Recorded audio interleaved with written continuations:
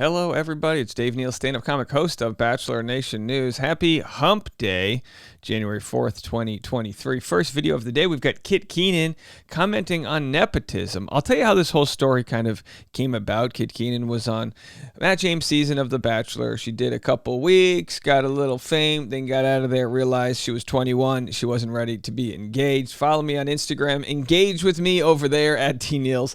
Patreon.com/Dave Neal for behind-the-scenes bonus content. I'll have that for you at 10 a.m. this morning, including New Year's goal setting, how I'm doing with that. Hey, my new keto healthy lifestyle that I've been getting after. 4 days in, I'll give you a little bit of that glowing report that I've got. And also every afternoon, Bachelor Rush Hour, the podcast. Jump on there. You're going to jump on there for sure. I'm going to be interviewing Jess Ambrose, our friend from the former Chatty Broads podcast. She's going to be on the show. We're going to talk about her new podcast, and you definitely want to get on there. That's going to be exclusively just to the podcast world. Okay, so let's get into it. Keenan. Remember her? So she was in a New York Post article just a couple days ago, which, by the way, it's a dumpster fire of ads, which kind of like my channel. But here's the, there's a photo shoot she did, basically starting her little cooking show.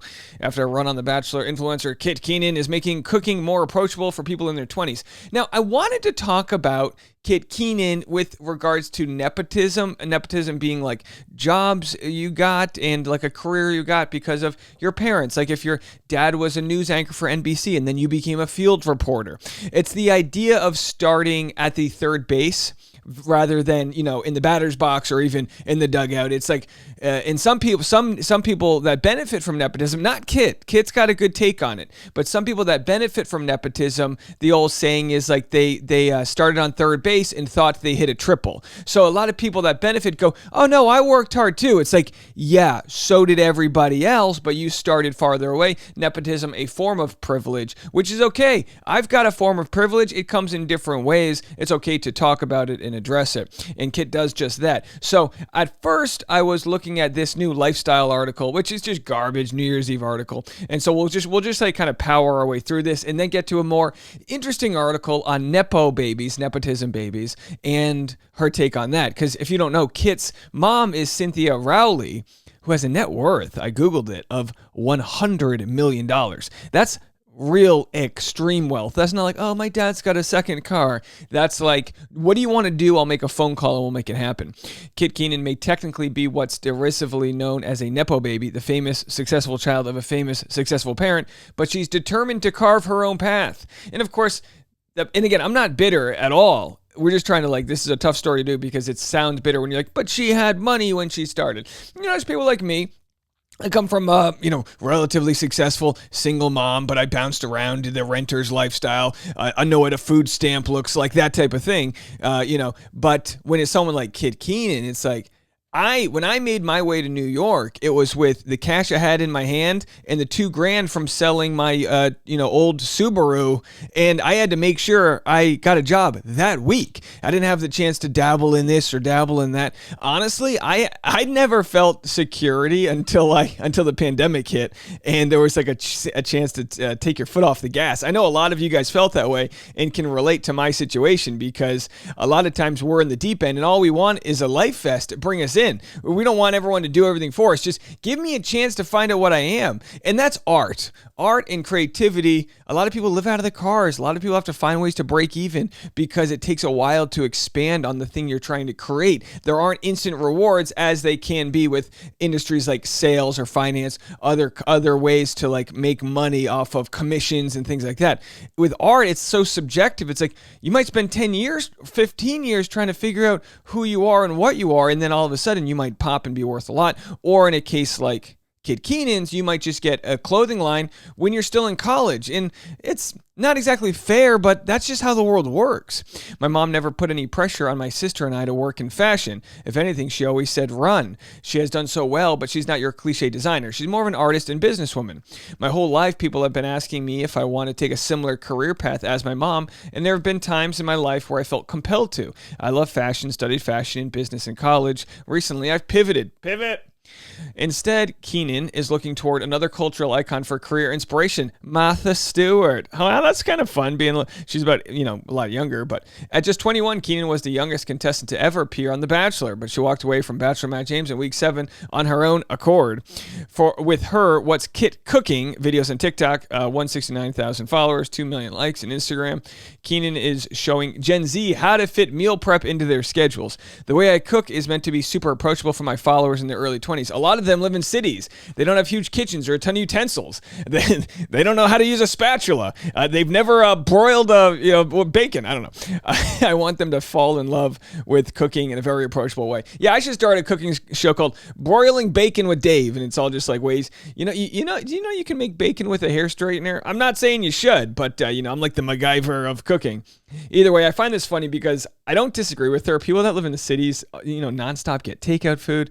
I was relatively poor when I lived in New York City, and so was my wife. We met in New York City, but we weren't dating until years later, and we both had to learn how to get the Chinese food at the bodega. Do you guys remember the places that had just like a Chinese buffet in a bodega? And a bodega is basically just New York slang for a mini mart with a cat. There's always a cat, which is good. It's good that there's cats, because if there aren't cats, there are rats. So I was like, oh, why is there a cat there? Trust me, it's the preferred animal of choice. Either way. We're happy for her, but it's just it's not out of touch to say that at 21 she's teaching her friends how to cook. It's just funny. The world she probably lives in is a bunch of 21-year-olds who have done nothing but Postmate and Uber Eats their whole life, and it's like I don't know. For me, I don't have kids.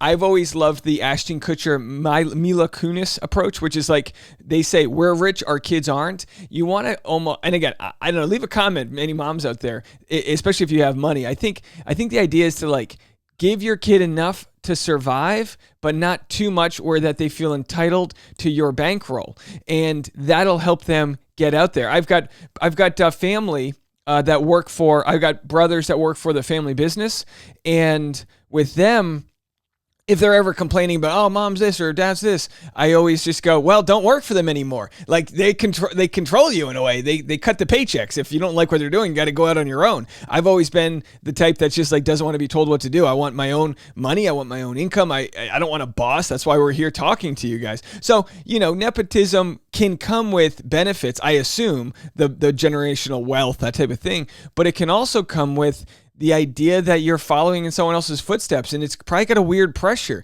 I'm sure it's very hard for people like me and maybe you to understand because we didn't have that, but it's probably hard to kind of make your own identity. But either way, the head start is definitely starting off at third base. I mean, she gets to make a TikTok and then get a New York Post article, but she seems lovely and she seems to be doing the best with what she's been given.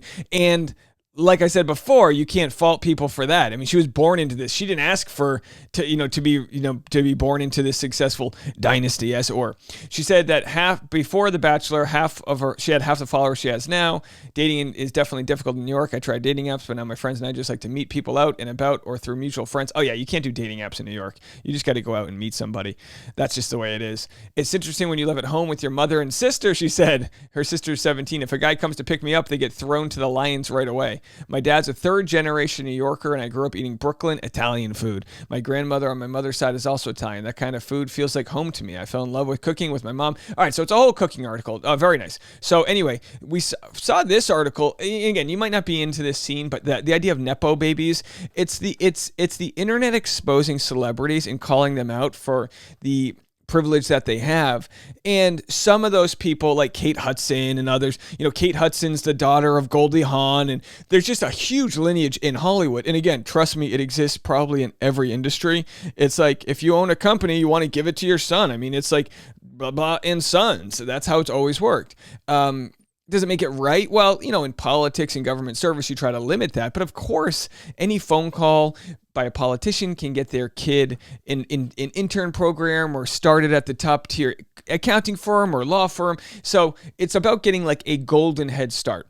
Nepotism and Hollywood have gone together since the industry's beginnings, but a younger generation of fans more attuned to inequality and privilege have put a different kind of spotlight on the kids of famous parents. So it's a whole article on which actresses have which parents and exposing them. And it's like, what can you do? You just hope you do good with the the opportunities you've been given and help others. That's really, speaking of Goldie Hawn, here's the family. The brother, he's in everything. The dad, the whole family. Yeah, that's just how it works. And part of it is probably like, if you were a major league pitcher, the odds of your son becoming a major league pitcher are extremely high because the genetic aspect, you were good enough to make it pro, but also the physical aspect, you knew how to train them and coach them and get them the right scouts looking at them and this and that. Well, that also can work artistically. Like if you're like Beyonce, chances are your child's going to be exposed to understanding how, not easy, but how accessible it can be to be at a recording studio or learn how to play piano or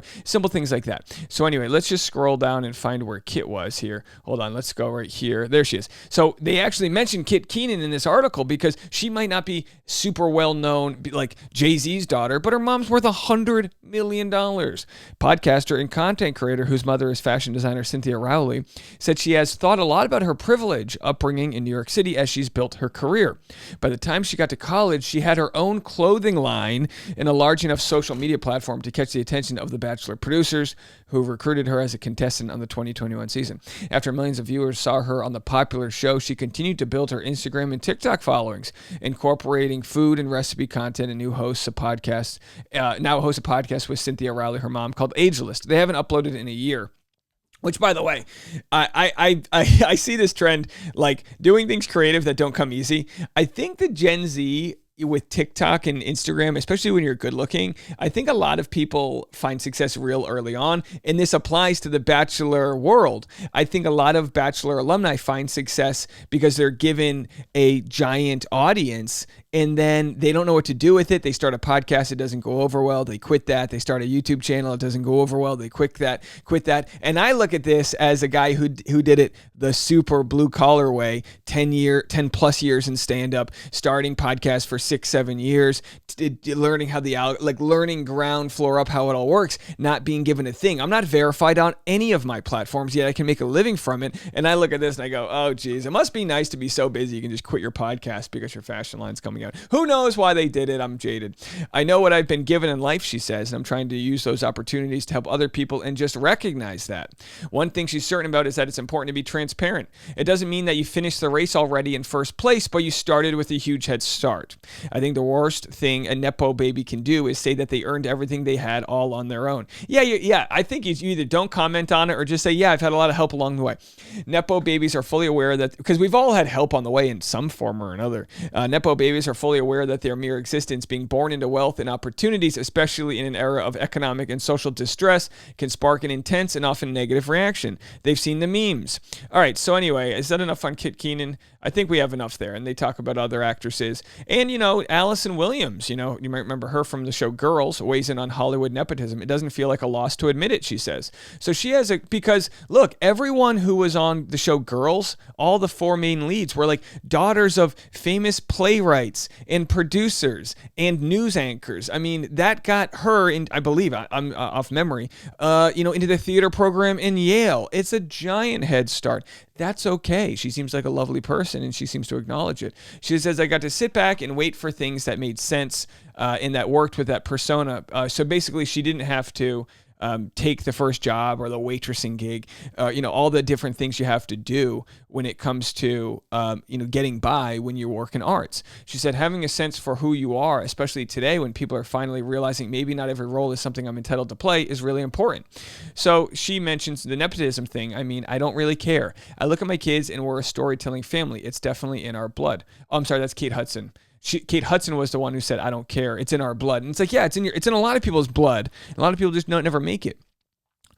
She said, I think there's other industries where it's more common. So she's probably right, Kate Hudson here, that nepotism is more common in other industries. I'm sure with law families, we look at Kelly Flanagan. She comes from a family of lawyers, whatever. But it's a little dismissive just to be like, people just want you to own up to it. But it's also entitled of the audience to feel like they need someone to make statements for how they got the job that they have. So, anyway, Allison Williams said, if you trust your own skill, I think it becomes very simple to acknowledge. So there she is. She's made a career. She trusts herself, and she's acknowledged it. All right, folks. Well, you can acknowledge me on social media. I'm not verified, but I'm there, baby. Instagram, @DNeals. More content coming your way. I'm going to be live today.